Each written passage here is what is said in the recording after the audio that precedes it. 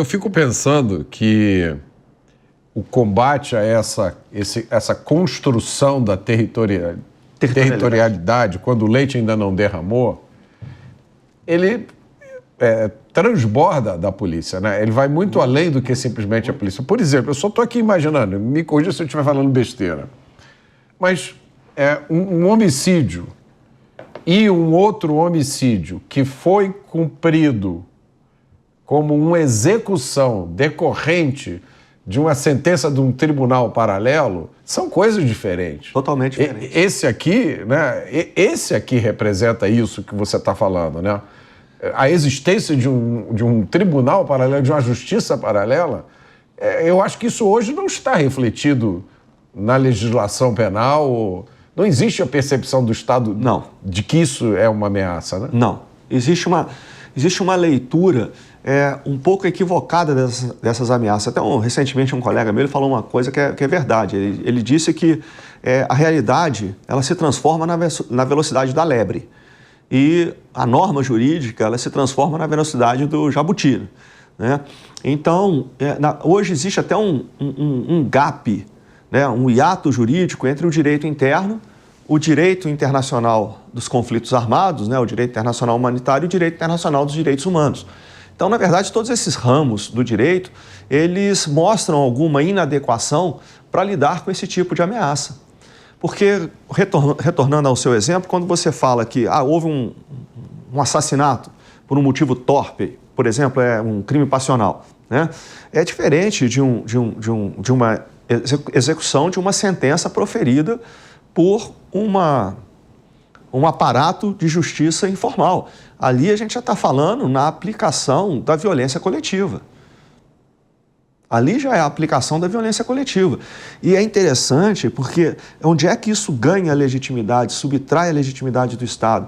É porque isso, para boa parte da população, é percebido como legítimo, como justo, como razoável. Foi no caso dos médicos. Exatamente. No Rio de Janeiro. Exato. O assassinato dos assassinos foi visto por muita gente como justiça. Olha, a justiça não faz nada, fizeram, ainda bem que...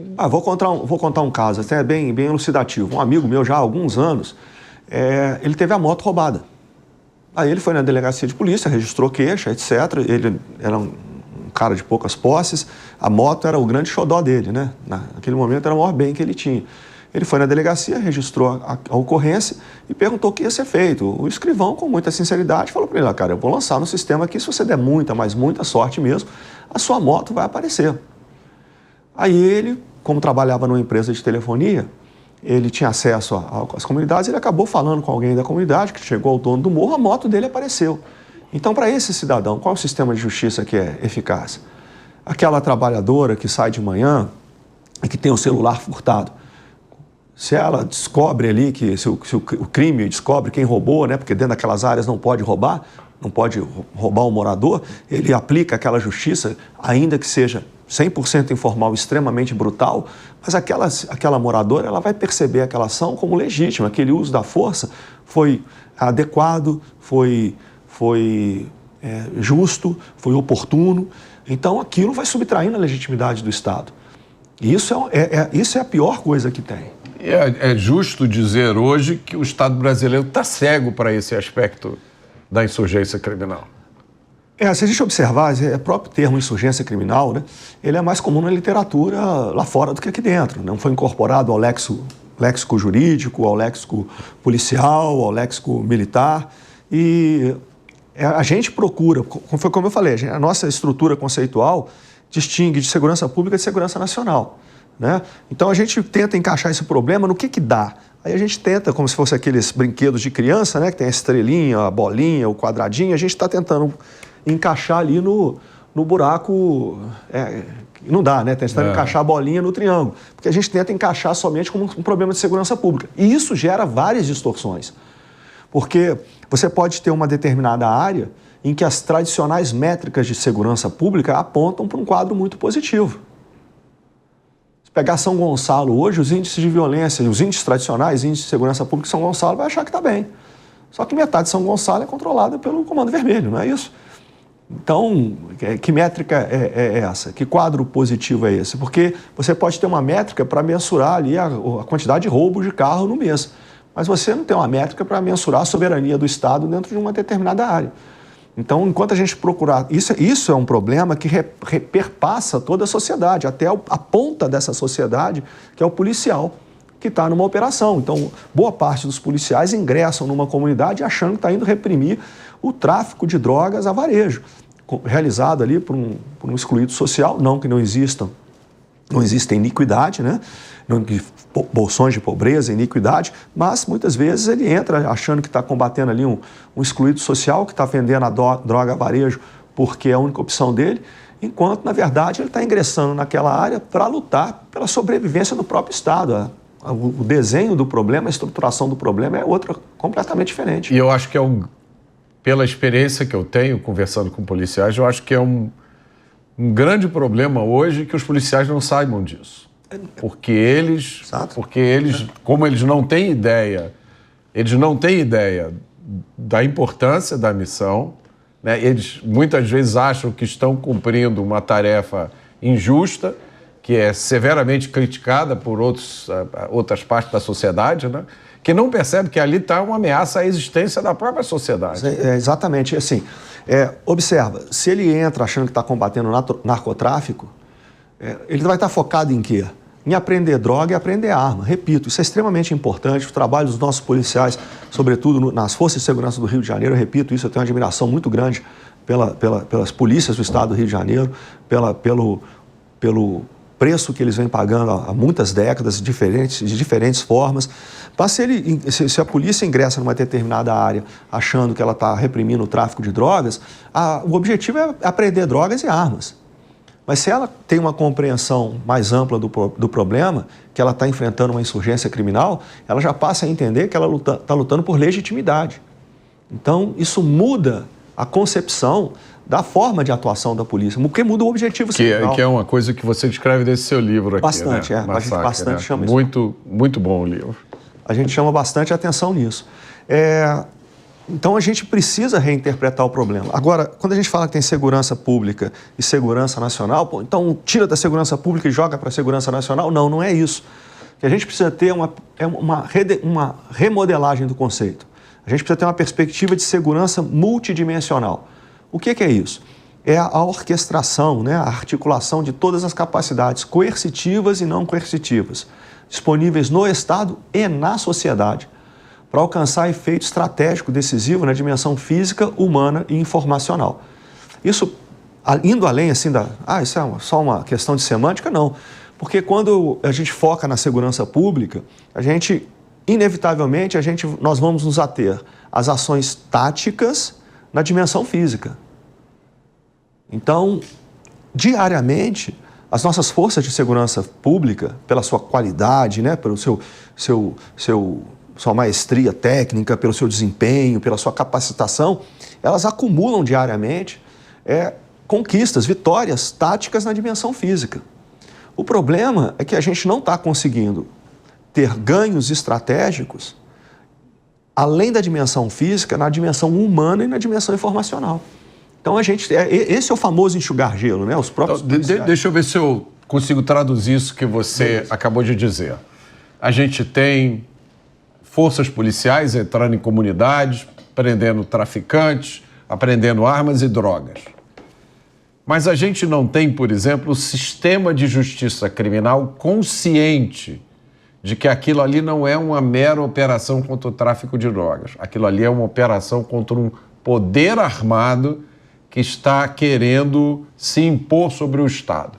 Então, vou dar um exemplo fictício, mas você tem um defensor que vai mover céus e terras para tirar aquele traficante da cadeia ou diminuir a pena dele, sem saber ou sem ter consciência que aquele traficante é peça de um mecanismo que precisa ser desmontado porque está ameaçando a existência do Estado. Exato. Então, quando você fala isso, a gente está caindo justamente naquele gap, naquele ato jurídico que eu falei.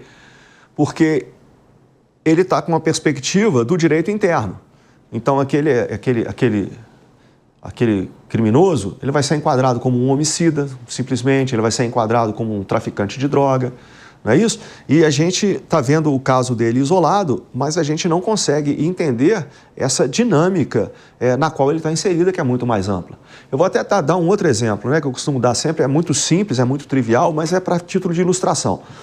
O Rio de Janeiro possui mais de 1.400 comunidades, eu não sei se são 1.460, eu não me recordo. Cada uma comunidade tem suas peculiaridades, né? É interessante que a gente observa em uma determinada comunidade o Comando Vermelho colaborando com a milícia.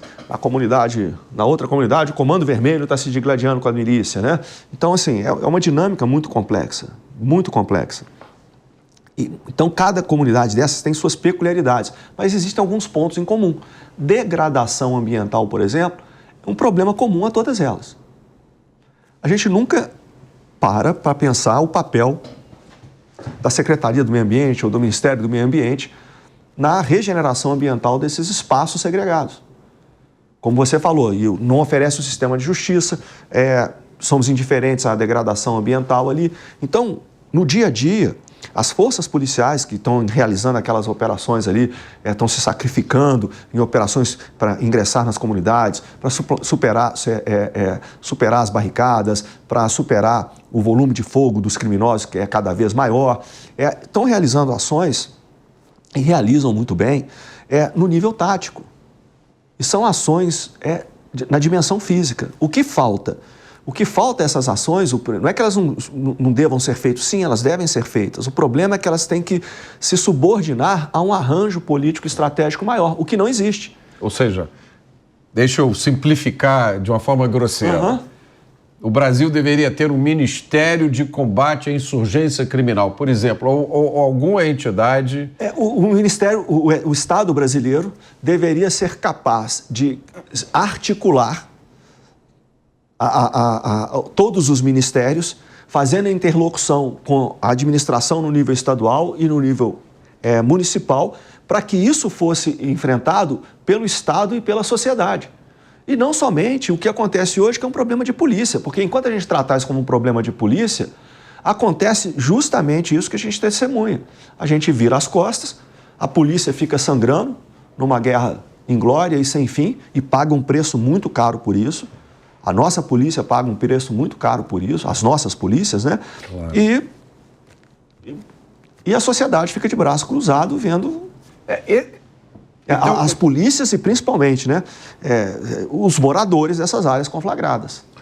As polícias estão carregando um peso que deveria ser dividido com vários outros setores do Estado e da sociedade. Sem dúvida alguma.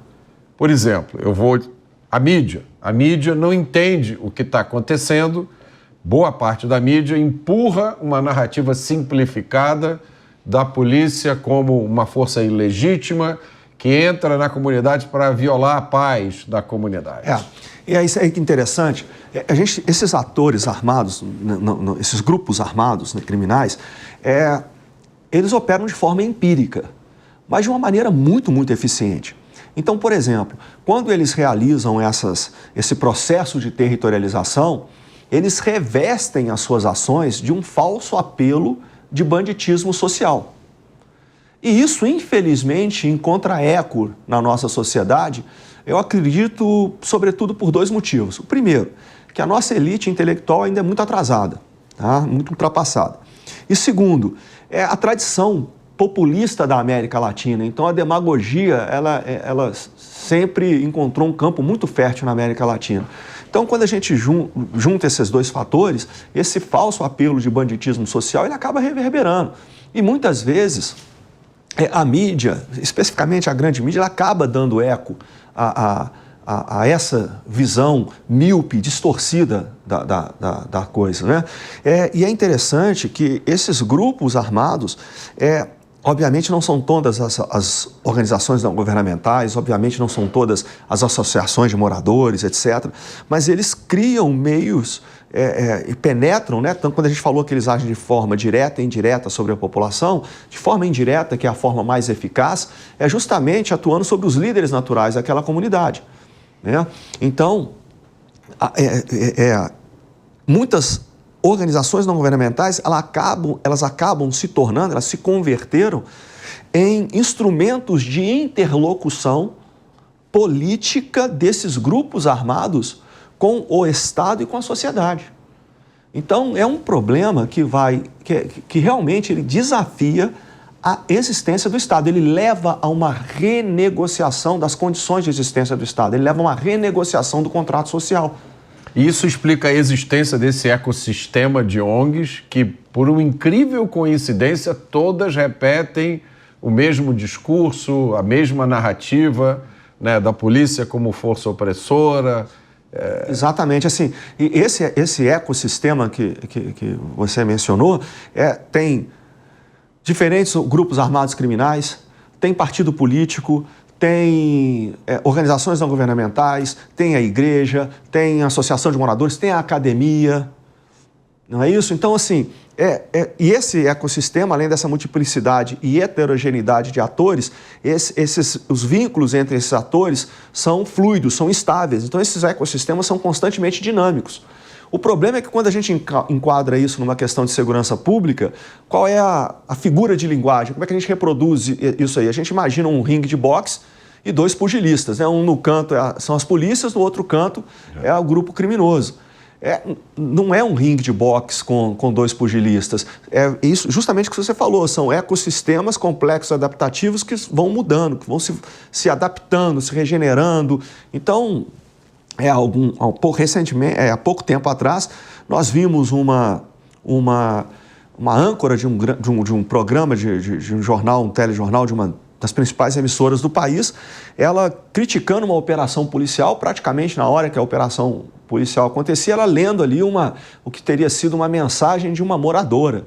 Na verdade, ela, sem se aperceber, justamente por todas essas circunstâncias, ela estava lendo um verdadeiro manifesto, um verdadeiro editorial do crime organizado. Não que ela tenha vinculação com o crime, mas isso tudo, essas dinâmicas de redes, desses ecossistemas, leva a isso. Eu ligo isso com o comentário que você fez sobre a elite intelectual ultrapassada que vê... Primeiro, ela não consegue enxergar se recusa a enxergar a questão da insurgência, ela vê charme na marginalidade, né, por causa do sabor marxista revolucionário que isso tem, e ela busca e ela propõe uma equivalência moral entre as forças de segurança e o crime. Então é como se fosse uma disputa de dois times de futebol. Exato, exato. O que na verdade, assim, é uma desconexão com a realidade, né? Entra em dissonância com a realidade. Na verdade, a gente podia falar até em dissonância cognitiva, né? Que o cérebro humano não aceita duas verdades ao mesmo tempo. Então, se ele é introjetado ao longo de décadas de que, por exemplo, a polícia é racista, aí aquela imagem de um policial do BOPE, ou a própria polícia do Rio de Janeiro, a maioria da população da polícia do Rio de Janeiro se identifica como negra ou parda, né? Às vezes, prendendo um criminoso que não é negro, aquilo ali se contrasta com aquele artifício que ela utiliza para explicar aquela realidade complexa dela. Então, quando a gente recorre ao materialismo histórico, por exemplo, do materialismo histórico, embora ele avoque uma atemporalidade, né, na verdade é um conceito adequado, moldado para a sociedade industrial. E a gente está deixando a sociedade industrial para trás. E o próprio conceito de segurança pública também é um conceito que eu falei, a dicotomia de segurança pública e segurança nacional, ela decorre lá, ela surge em meados do século XVII. Então,